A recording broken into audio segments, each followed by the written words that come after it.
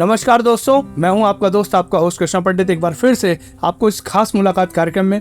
जैसा कि हमने पिछले एपिसोड्स में देखा, हम मोहन सिंह सोलंकी सर के साथ हैं और हम उनसे विगत उनके अनुभवों के बारे में बात कर रहे हैं। जैसे कि हमने बात की कि पहले की उनकी जो लाइफस्टाइल रही है उसमें कैसे कैसे लोन्स और कैसे कितने लोन उन्होंने कराए हैं। उसके बाद हमने बात की कि जब लोन लोग लेने आते हैं तो उनका क्या रवैया होता है और उसके बाद किस किस प्रोसेस से उन्हें गुजरना पड़ता है। तो आज के इस टॉपिक में हम इसको आगे बढ़ाते हुए जानेंगे कि एक कंसल्टेंट की भूमिका में और एक सामान्य आदमी की भूमिका में क्या फ़र्क होता है। तो सर नमस्कार, आपका एक बार बहुत बहुत स्वागत है। सर, जैसे एक सामान्य आदमी से आदमी कंसल्टेंट करने जाता है, कंसल्टेंट का आदमी मतलब समझता है कि जैसे एक डॉक्टर के पास सलाह लेने जाता है तो, और एक वकील के पास आदमी सलाह लेने जाता है और फिर एक फाइनेंस कंसल्टेंट के पास आता है। इसमें प्राय क्या फ़र्क है? इसमें सबसे बड़ा फ़र्क क्या होता है कि वकील के पास सलाह लेने जब आदमी जाता है वो मजबूरी में जाता है, उसको काम है, तो उसके बाद वो जो बोलेगा वहाँ फीस भी आराम से खुश होकर पे करेगा। दूसरा डॉक्टर के पास भी जब जाता है तब भी वो मजबूर है क्योंकि उसको कंसल्टेंसी लेना ही है, सब करना ही है। लेकिन फाइनेंस कंसल्टेंट्स के पास जब आता है तो वो पहले तो बड़ी प्यार से आता है, उसको पता है कि मुझे ये फाइनेंस लेना है, क्या क्या सुविधा इसमें मिलेगी, कैसे मिलेगी, मुझे लोन कैसे मिलेगा, बैंक लोन कैसे देगा। इसमें एक चीज़ और भी आती है कि कई बार बैंक से लोन ऐसे ले लेते हैं बिना जानकारी के, और जब बैंक घर आती तो बोलते परेशानी, तो उसमें भी सलाह लेने के लिए लोग आते हैं। तो लोग सलाह जब लेने आते हैं तब बड़ी दृढ़तापूर्वक आते हैं और बड़ी प्यार से पूछेंगे साहब ये कैसे होगा।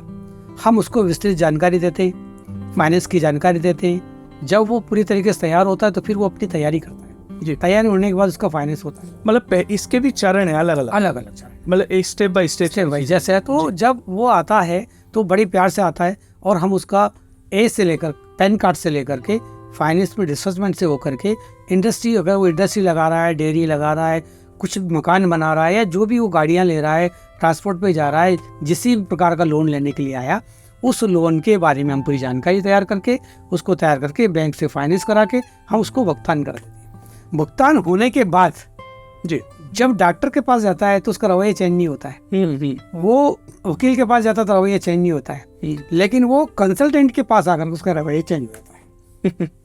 उसको लगता है कि यार ये तो मैं ही कर लेता, ऐसा तो मैं ही कर सकता था, ये फाइनेंस तो मैं ही कर सकता था। तो वो फिर क्या करता है, अगर कुछ लोग समझदार होते हैं, शिक्षित होते हैं, तो वो तो नहीं करेगा, लेकिन बाकी लोग तो बोलेंगे ये तो मैं ही कर लेता, आपको किस बात। तो उस समय सबसे बुरा उनके व्यक्ति जो दिखता है वो कंसल्टेंट है। कंसल्टेंट उनकी निगाह में सबसे बुरा व्यक्ति है, क्योंकि उस आदमी ने उनसे फीस चार्ज किया, उस बात का चार्ज किया जिसका उसको सब पता था। जैसे मैं उदाहरण देता हूँ, पैन कार्ड आपके पास है, बिल्कुल, आधार कार्ड आपके पास है, बैंक का स्टेट खाता आप खुद ही चला रहे, और मार्कशीट आपके पास है, आप पढ़े लिखे हैं, सब आपके पास है। हम लोग प्राय सारी चीजें आपके पास है। हाँ। लेकिन आपके पास तो ये नहीं था लोन कैसे होता है, नहीं था। बिल्कुल सही, उस समय नहीं था। आज आप पता है मार्कशीट मेरी, ये भी मेरा, मैं ले सकता था। आपका क्या काम था, आपने बस यूं कर दिया, हो गया, ये बता दे। नहीं, यही तो प्रॉब्लम्स है। जैसे आपको पता है कि हम गाड़ी चलाते हैं, लेकिन गाड़ी का मैकेनिकल आप और हम नहीं जानते। जब गाड़ी कहीं बंद हो जाती है और हम बुलाते हैं किसको, मैकेनिक, भाई आइए मेरी गाड़ी नहीं चल रही, मैं बहुत को पर इधर देखे उधर देखे, और वो आएगा, बोला अच्छा किक मारिए, किक मारा हमने, नहीं हुआ, अच्छा ठहरो, एक तार को यूं मिलाया, ऐसे किया, किक मारी, स्टार्ट हो गई, 500 रुपये। हाँ, वो उसी का मतलब आपको पता, तार तो आपको भी पता था यार, गाड़ी में तार हो तो आपको पता था ना, किक मार जोड़ आप भी सकते थे, लेकिन आपको नहीं मालूम। तो कंसल्टेंट की जो भूमिका होती है वो प्रोजेक्ट के लिए अहम होती है, बहुत अच्छी होती है, लेकिन जो व्यक्ति उसको पुटअप करता है, व्यक्ति जिस तरीके से, कई बार तो आपको बताऊं मैं, दुश्मनी हो जाती है, वो कंसल्टेंट की कंप्लेंट कर आता है, वो कंसल्टेंट के साथ कोर्ट कचहरी कर लेता है। ऐसा आपके साथ भी हुआ है? बहुत बार। और जब जाता है तो वो कोर्ट में अजीब टाइप के बयान प्रस्तुत कर देता है। हमारे खुद के साथ हुआ है कि वो बोलेगा अरे साहब मैं तो लोन लेना ही चाहता था, हाँ, और इन्होंने जबरदस्ती मुझे लोन दिला दिया, मैं तो लोन के बारे में कुछ जानता ही नहीं था, मतलब जबरदस्ती का लोन दे जी। तो कई बार इस तरीके से वो बहुत ज्यादा, और वो समाज में ये नहीं फैलाएगा कि मैं उनके पास, वो बोलेगा ये इसने मुझे लूट लिया, इसने मुझे ये कर दिया, मेरे को ऐसा कर दिया, जबकि लोन लेने कौन आया, मैं आपके घर तो नहीं, बिल्कुल, आप मेरे पास आए। ये किस व्यक्ति की बात है, जिस व्यक्ति ने बैंक से पैसा लिया उसका सदुपयोग नहीं किया, ये उस व्यक्ति की बात। लेकिन दूसरी तरफ एक और भी देखिए आप, कुछ लोग आते हैं और वो ईमानदारी से मेहनत से जब लोन लेते हैं तो वो मेहनत से जिस प्रक्रिया में कंसल्टेंट उसको गाइडलाइन देता है उस गाइडलाइन के आधार पर वो काम करता है। वो सब कई व्यक्ति तो ऐसे होते हैं कि 2 साल के बाद आके बोलता है सर मेरा वो प्रोजेक्ट इतना बढ़िया चल रहा है, मुझे एक प्रोजेक्ट और लगाना है। बहुत बढ़िया। और वो एक तरीके से आपको उसका भागीदार मानता है और ईमानदारी से मतलब आपका एक पार्ट मानता है वो कि यानी वो इस बात को समझता है कि जो हुआ है यदि उसे सही, मैं इसको ऐसे समझ सकता हूँ कि यदि प्रॉपर वे में चलाया जाए तो उसको डबल किया जा सकता है। यस किया जा सकता है। लेकिन कुछ लोग ऐसे भी आते हैं, कुछ लोग ऐसे मक्कार टाइप के होते हैं, ऐसे गंदे लोग होते हैं। वो सोचते हैं अगर जैसे अपने बिठाए चाय पिला दिया, खाना खिला दिया, कुछ उधार दे दिया, अच्छा आपको कुछ पैसा दे दिया, कितना % लोग आप मतलब पहचान पाते हैं कि ये जो आदमी है ये सही है? एक्चुअली क्या होता है ना कि आज की दुनिया जो है ना बड़ी अजीब है, चापलूस टाइप के ज्यादा होते हैं। लेकिन अब मुझे कुछ समय के बाद समझ में आ गया कि जो ज्यादा जी करता है और ज्यादा चापलूसी कर रहा है निश्चित रूप से वो फाइनेंस ठीक से नहीं करेगा उपयोग उसका, और वो गलत करेगा और कल कैंसर की तरह आपको तकलीफ देगा, क्योंकि उसकी आदत बन जाती है आपसे खाने की, पीने की, लेने की, और वो समाज में गंदगी फैलाने की। तो वो हमेशा ये आशा करता है कि, और वो ये क्या सोचता मालूम, आपने बाई चांस उसको दया करके या दोस्त मान के या साथ बिठा करके उसको खिला दिया, अपने सहयोग कर दिया, चलो हम कपड़े ले रहे, चलो दोस्त हैं, तो हमने उसको थोड़ा सा रूप, दोस्ती का रूप दे दिया। वो क्या सोचता है, मुर्गा कट गया, वो सोचता है कि बकरा ये कट गया और ये तो करेगा ही करेगा। जबकि फाइनेंस का एक बहुत बड़ा क्षेत्र है, इसमें अगर व्यक्ति चाहे तो रंग से राजा बन सकता है, क्योंकि आपकी जेब से कुछ नहीं लग रहा है। बिल्कुल।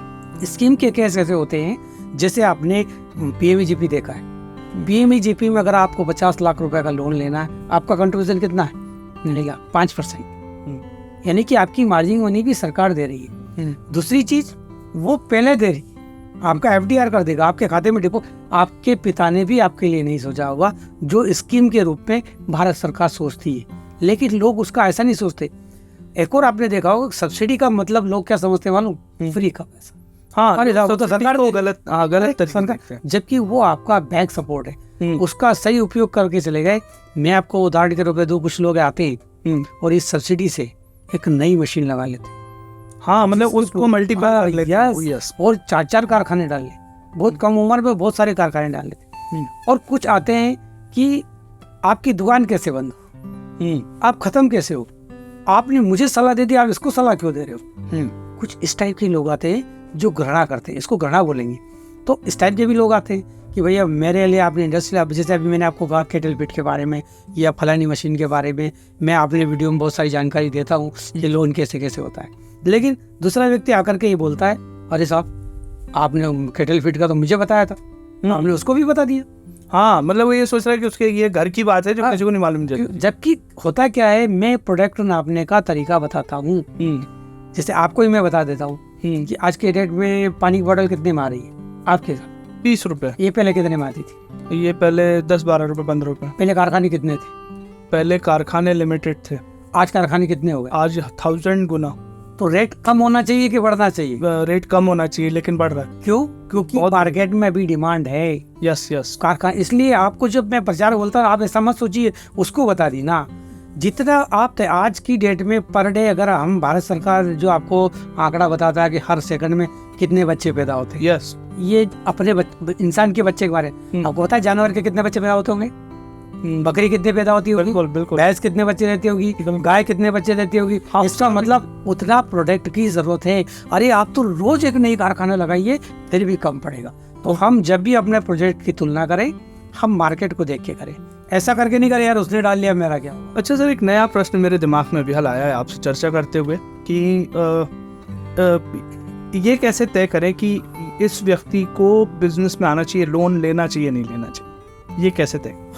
ये मैंने जो, वैसे पूरी तरीके से तो मैं भी नहीं बता सकता, लेकिन मुझे एक अंदाजा लगता है जी, ज्यादा मत कमाओ और ज्यादा शौकिया होता है। मैं दूसरी बात बोल रहा हूँ, मत कमाओ और शौकिया होता है। एक मत कमाओ होता है और एक शौक। ना नहीं, एक व्यक्ति के अंदर क्वालिटी है, उसका शौक तो बड़े बड़े, लेकिन कमाई वो मत कमाओ है, कमाना नहीं चाहता, ऐसे व्यक्ति को लोन नहीं दिलाना चाहिए। बिल्कुल, मत कमाओ शौकिया को लोन नहीं दिलाना चाहिए। मतलब ऐसे लोग जो लोग केवल शौक करने पे ज़्यादा जोर देते हैं लेकिन कमाना नहीं चाहते। बिल्कुल, ऐसे लोगों को लोन नहीं दिलाना चाहिए। मैंने पिछले 25 साल 30 साल के करियर में देखा कि ऐसे व्यक्ति क्या करेगा, जब लोन लेंगे ना उसको उस जगह उपयोग नहीं करेगा। हाँ, क्योंकि आपके एक्सपीरियंस में बात इसलिए है क्योंकि आपने जो आप लोगों को कहा जाता है जो साइकिल वालों को इंडस्ट्री में बिठा दिया, बड़ी बड़ी गाड़ियों में बिठा दिया। और शायद मेरे को लगता है ऐसे लोगों में से बहुत सारे ऐसे लोग भी आए। हाँ, ये मत कमाओ लोग भी आए, वो चाहते हैं कि बस पैसा मिल जाए। अब पैसा मिल गया, उसको डायरेक्ट इंडस्ट्री में लगाना था। वो सबसे पहले गाड़ी लिया था, कुछ और लिया था, लोगों को देखते हुए सोने की जंजीर पहन लेता है। लेकिन जो ये नहीं सोचता कि वो कमा के पहन रहे हैं और आप कर्ज लेके पहन रहे हैं, तो वो व्यक्ति को, ऐसे व्यक्ति को लोन नहीं दिलाना चाहिए। लोन किस व्यक्ति को दिलाना चाहिए? उसके पास कुछ नहीं लेकिन उसके ख्वाब बड़े बड़े। बिल्कुल, वो बहुत ऊंची उड़ान उड़ना चाहता है। हाँ, मतलब जिस आदमी के पास विजन है, जिस आदमी के पास कुछ अच्छा करने की क्षमता है जी। एक व्यक्ति को और लोन नहीं दिलाना चाहिए जी, जो सिर्फ मैं और मेरा करता हूँ। अच्छा, हाँ, ये बड़ी बात है, क्योंकि वो सेल्फ एम्प्लॉय भी नहीं बन सकता। इसलिए उस व्यक्ति को भी लोन नहीं दिलाना चाहिए। लोन उस व्यक्ति को दिलाना चाहिए जिसमें परिवार के बारे में सोचने की क्षमता हो जी, अपने शहर के बारे में सोचने की क्षमता हो, हमारे देश के बारे में सोचने की क्षमता हो, विदेश में अपना नाम कमाने के बारे में क्षमता हो। ऐसे व्यक्ति को लोन दिलाना चाहिए। मतलब सही मायने में जो नए उद्यमी हैं, आज जो स्टार्टअप शुरू हो रहे हैं, नए नए एंटरप्रेन्योर्स आ रहे हैं, ये जो लोग हैं इसमें भी इस तरीके से ध्यान आते हैं। बहुत सारे क्या करते हैं मालूम, मैं खड़ा हो गया, मेरा घर बन जाए, मेरा ही हो जाए, बस खत्म। नहीं, ये तो मैं भी सर आज की डेट में जो आर्ट फील्ड में देखता हूँ, हर आदमी चाहता है वो एक दिन में रहमान बनना चाहता है, एक दिन में सोनू निगम बनना चाहता है, लेकिन वो मेहनत नहीं करना चाहता। इसके लिए एक साधारण सा उदाहरण दे दूं मैं जी। ठहरा हुआ पानी बदबू मारता है। इसलिए व्यक्ति को जीवन में किसी भी फील्ड में जा रहा है उसको ठहरना नहीं है। बिल्कुल, अगर उसकी इंडस्ट्री चल पड़ी दूसरी लगानी, दूसरी चल पड़ी तीसरी लगानी है, नया कुछ प्लांट करना है, कुछ आगे जाना है, दूसरी चीज, एक और चीज का ध्यान रखना कि दुख कितना भी आ जाए, हंसते हुए उसको अगर चलेगा ना, बाधा नहीं बनेगा। अगर दुख को दुख समझ के बर्दाश्त कर लिया ना, तो बाधा बन जाए, फिर आदमी की गति रुक जाती है, क्षमता खत्म हो जाती है, वो आगे नहीं बढ़ पाता। इसलिए कैसा भी समय हो, आपने देखा होगा, मेरे पास साइकिल है तो भी आपने मेरे को मुस्कुराते हुए देखा होगा जी। मोटरसाइकिल है मुस्कुराते हुए, कार है, हाँ, समय अप एंड डाउन, मैं प्लेन में भी चला हूँ तो आपने चेहरे पे वही नहीं देखा।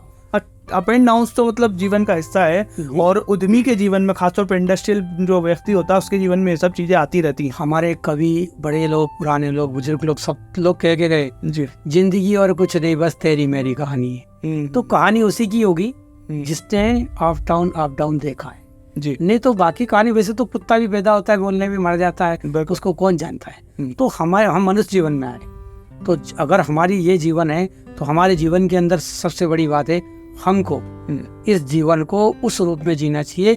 ये जीवन जितना मेरे परिवार का है उतना ही मेरे देश का है जी, मेरे समाज का है, मेरे परिवार का है, तो हम जी सकते हैं। स्वार्थी लोगों को भी फाइनेंस नहीं कराना चाहिए। जरा मतलब एक और सवाल आता है कि जो जोखिम उठाने की क्षमता है, मतलब इसे एक सामान्य आदमी कैसे टेस्ट करे कि वो जोखिम उठाने के लिए कैसे? देखिए, जोखिम वही व्यक्ति उठा सकता है, जैसे आपको हम मुस्कुराहट की भाषा में बोलेंगे रसिया व्यक्ति होना चाहिए, उसको नशा होना चाहिए काम का। यस, वो आदमी जोखिम क्या हो तो देखिए, मैं देखता हूँ मेरे पास आते, मैं उदाहरण वो आता है, सर लोन कितना ले रहा हूँ तो फिर मेरे को किस्त कितनी आएगी, और सर अगर नहीं चला तो, सर मैं भर नहीं पाया तो। यानी कि ये व्यक्ति जो है रसिया नहीं है। इसको आप गाना गाते हैं जी, आपको अगर नशा नहीं होगा तो आप गाना नहीं गाएंगे, बिल्कुल, स्टेज पे खड़े नहीं हो पाएंगे, बिल्कुल। तो ये नशा है आपको, आप बिना गाने के नहीं रह सकते। आप बोलोगे खाना मत दे, लेकिन आप गाना गाएंगे, क्योंकि ये एक नशा है। तो जो रसिया होगा वही जिंदगी जिया होगा, रसिया नहीं है तो अयोग्य, वो किसी काम का नहीं जी। तो इसलिए रसिया होना बहुत जरूरी है।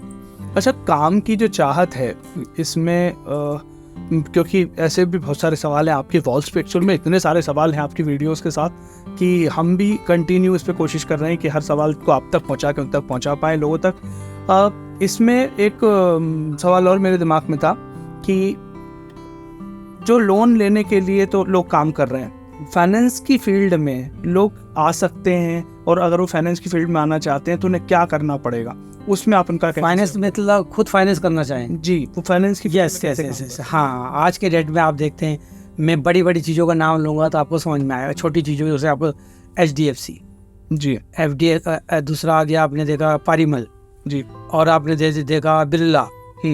मैंने बड़े बड़े नाम आपको बता दिया कि इससे इनको लोग पहचानते, वैसे बहुत सारे ऐसे हैं।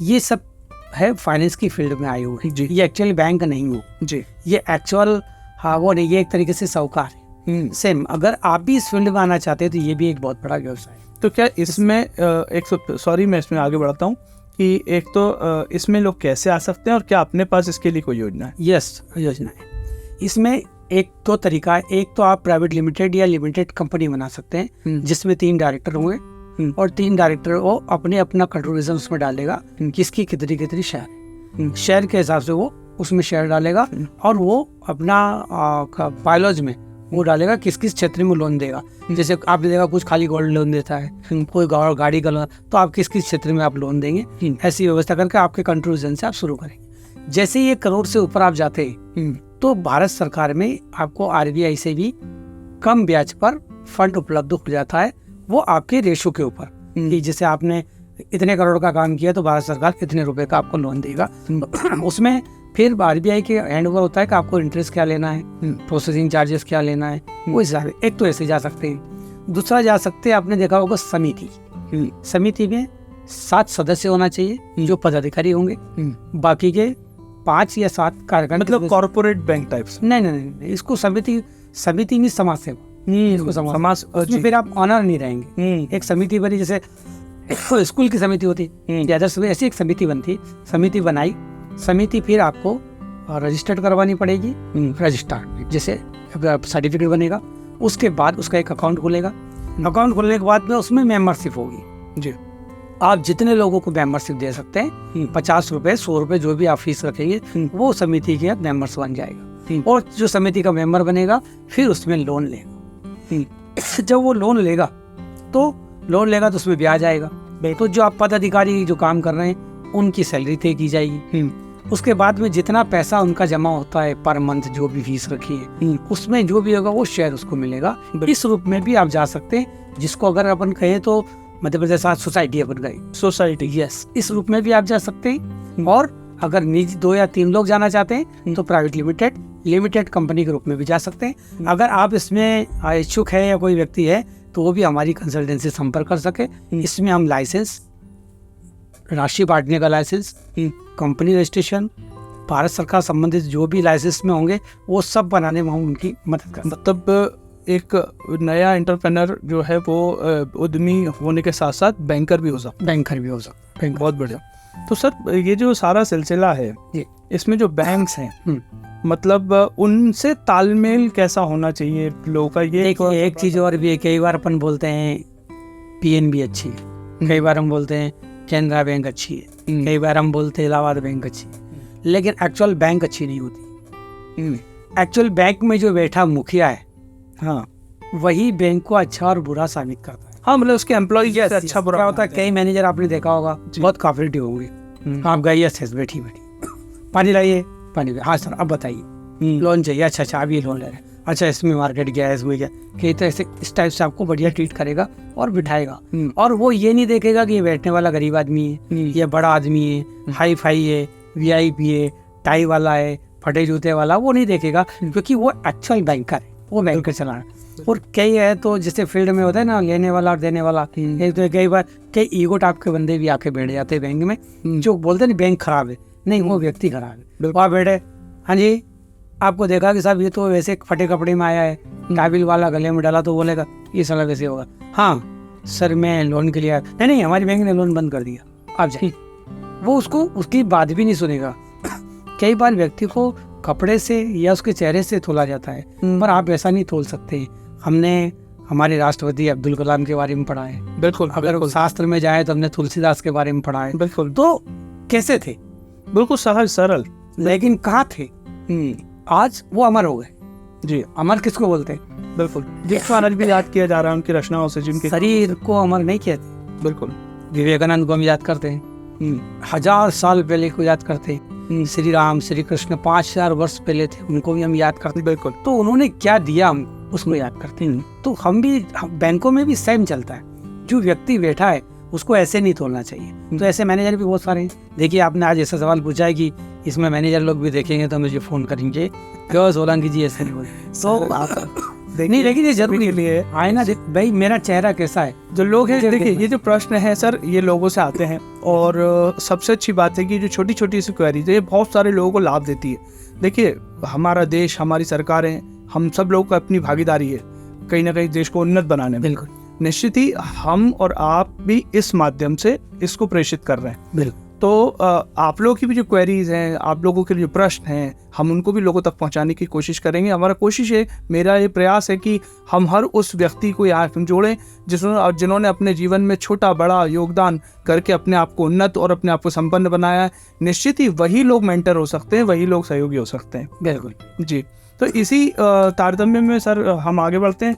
और किसी ने बहुत अच्छा कहा है, अटल जी की एक कविता मुझे बहुत याद आती है। बाधाएं आती हैं आए, जले प्रलय की घोर घटाएं, पाँव के नीचे यदि अंगारे, तन पर बरसें यदि ज्वालाएं, निज हाथों से आग लगाकर तिल तिल उसमें जलना होगा, बस कदम मिलाकर चलना होगा, कदम मिलाकर चलना होगा। नमस्कार। नमस्कार।